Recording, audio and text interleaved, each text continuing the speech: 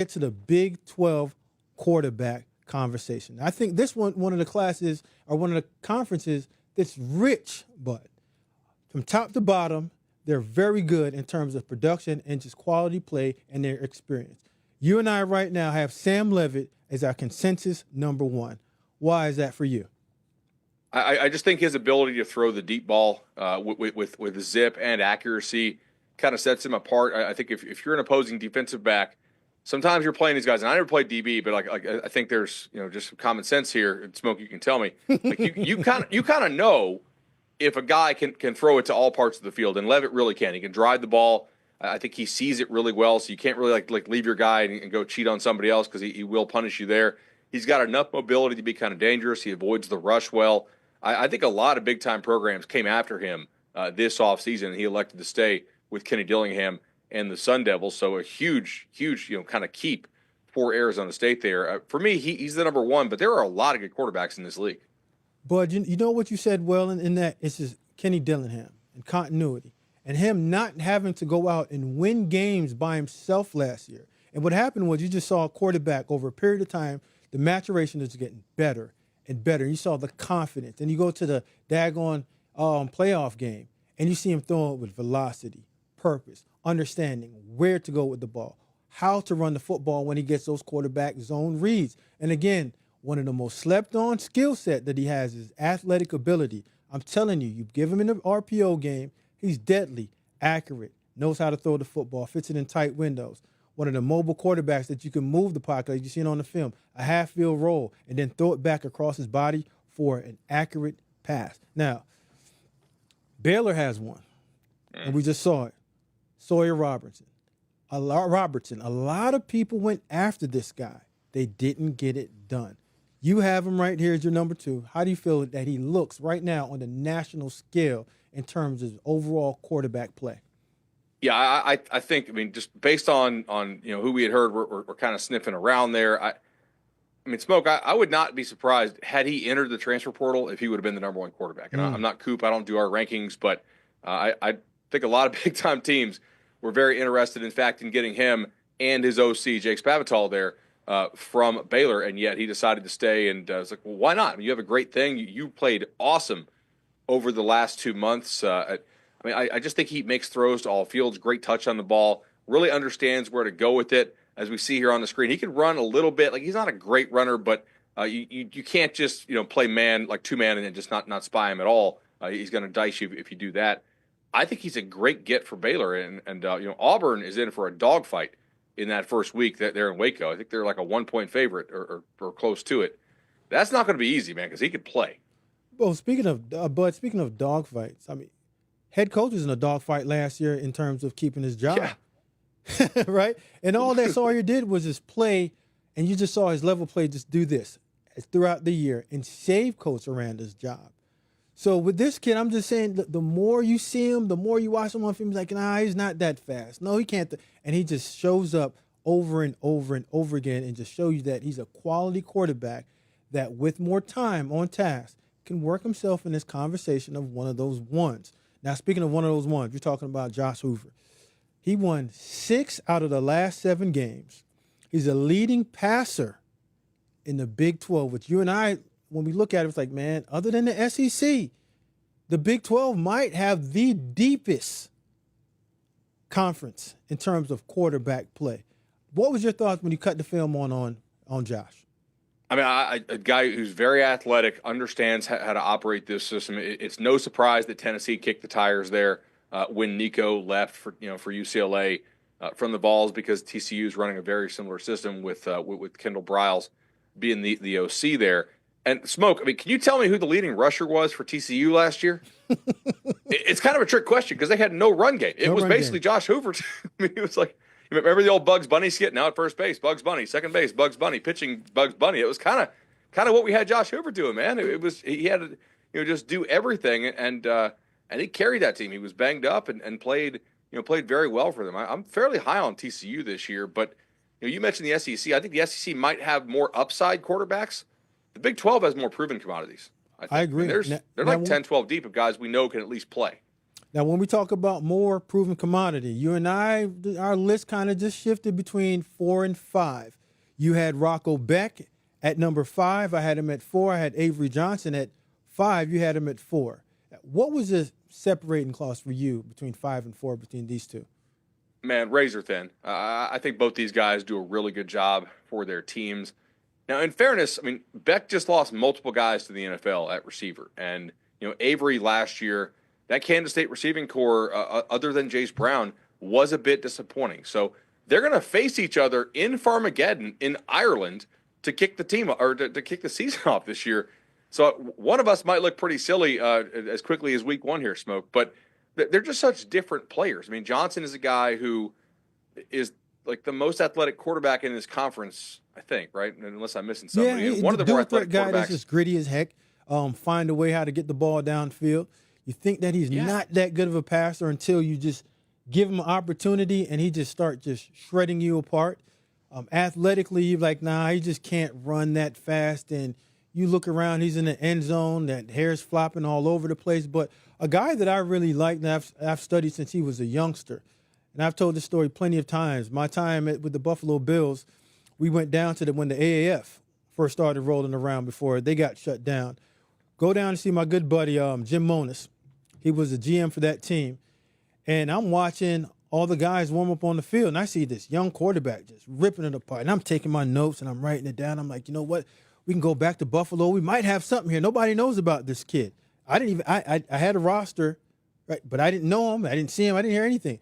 Then Anthony Beck walked in, like, yeah, that's my son. He's in the 9th grade. And I was like, whoa. So I've seen him since he was a teenager. You just see the way that he knows the game. Like, he looks like he's been here before. He's a 3-year starter. And like you said, a lot of his production left in terms of the receivers. But every year he finds a way to get the balls to the right players. His completion percentage needs to go up. But I think that dipped off a little bit because he's one of those quarterbacks, Bud, that's going to take those opportunities and big-time throws. And I call them big boy throws. Like, he's one of the ones that aren't going to give you those simple gimme throws. He's going to try to sling it downfield to get those tight window throws. And whenever you start doing that, you're going to have your completion percentage fluctuate a little bit. But the thing that you and I both like about him is his ability to take care of the football. Not a big turnover guy. It makes quality decisions. Smoke, I thought the most impressive game from him, and if you watch the Iowa State-Iowa game last year, right, they're down 13-0 in the half, and Iowa really has them shut down. It is hard to come back on Iowa. All jokes aside about how Iowa can't score, so they give you chances to come back. When you have that Phil Parker defense for Iowa playing with the lead, got all 11 eyes on the football, man, that is just an absolute recipe to throw a bunch of interceptions there in the second half if you're trying to force the ball. He was so mature in that game. Like, he just kept chopping wood, kept making the accurate passes, finding the opening guy, even in that kind of adverse situation there. And they come back and they won it, on the road. I thought it was a really impressive performance. It's like, damn, he's got it. Like, he's not crazy, like, physically special, but he's got enough. And I think mentally he's really there. Yeah, the name that always comes up in my head, I'm thinking of the Brock Purdy, the Drew Brees, just game managers that understands how to throw the ball, how to manipulate coverages with his eyes, and overall, when he just keeps growing on you. Well, we can't talk Big 12 without one team. We got to touch on it. Colorado. They lost Shador, but they got 2 guys on campus, Caden Salters and the Michigan man, not the Michigan man, the Michelin man himself, Juju Lewis. Now, where do they fit in this conversation? So, did the summer school series on Cover 3 with Adam Munster-Tiger, and he said they're going to be a little more run game oriented this year, which is interesting to me because I'm not sure. Like, does that mean they're going to hand the ball off more? If so, that probably points to Juju. If it's going to be a little more QB run game, maybe that points to Caden Salter. Caden Salter was very good for Liberty in 23. He tried to transfer in 24. I don't know if he didn't have the credits or whatever happened there, but like, everybody kind of thought he was gone, and then he was not able to transfer anywhere. So he had to come back to Liberty, and I kind of wonder if he was a little unhappy about having to come back. Maybe he misread his transfer situation there, and things kind of fell apart with him and Liberty's relationship last year. And I don't really know whose fault that is, but like, he was way better in 23 if you watch that team. I think the chemistry was better. A fresh start in Boulder might help him out a little bit. And I think if that Colorado offense is going to avoid taking a big step back, they will probably need to use Salter's legs a good bit as Juju becomes more acclimated as a passer. Yeah, but I always said I think this is going to be a tandem role.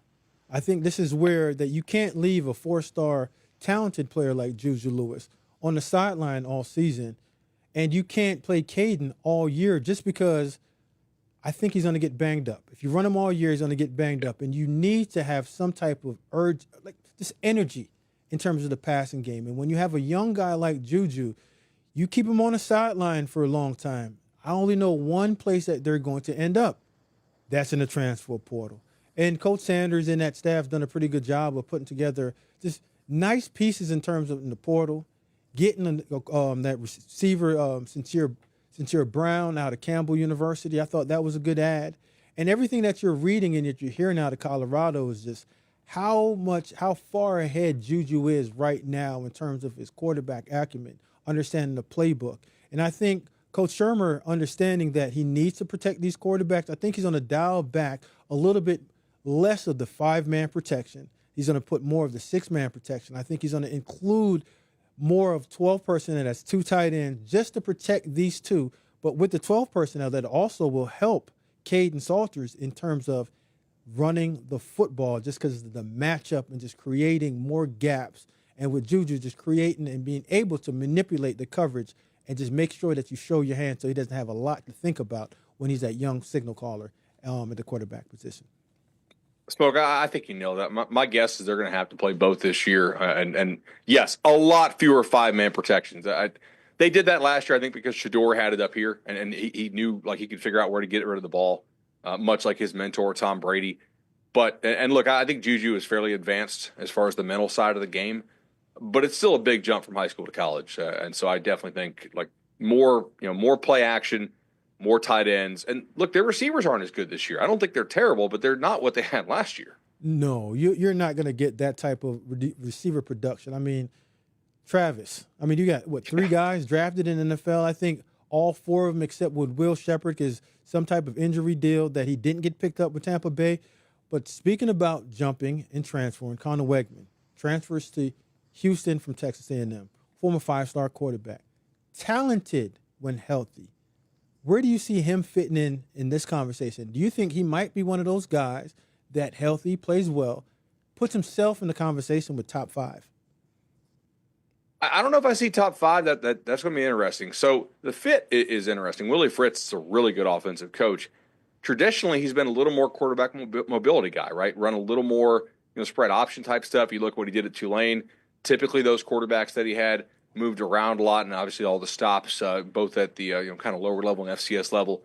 Before that, last year to me, like go back to that game day performance or the college game day episode that they had when Texas A&M was playing Notre Dame. Like they had him in one of those tight fitting Under Armour t-shirts. Smoke, he looked fat to me. I was like, ooh man, I don't know. Like this is, he just looked kind of heavy. So I'm curious, like what kind of shape is he in? He didn't play very well last year. He also got injured, and that was something that was kind of whispered about in the offseason last year. So again, much like Caden Salter, maybe a reset, change of scenery can be a real boon for him. I do think he's got some talent, and that's probably a more talented kid than Houston can usually get. Well, but throwing the football has never been his issue. Like you study him from 2 years ago, and even like you said, last year in spurts, like there wasn't a miss in terms of his quarterback ability and his full potential when healthy. But whenever you get into the situation where availability is your best ability and you're constantly just hurt, banged up, not being able to get in rhythm as a quarterback, it'll throw you off. And like you said, I didn't see him in a tight shirt to judge the pudginess. I was like, oh, of what his midsection looked like. But in terms of throwing the football, I believe that he can get back into the conversation of one of the upper quarterbacks in the Big 12 because his ability to throw the football has never been questioned. Accuracy, timing, touch, decision-making. It's just you can't play hurt. And availability, Bud, is the best ability most of the time, if not all the time. But for him, that's been the case with him.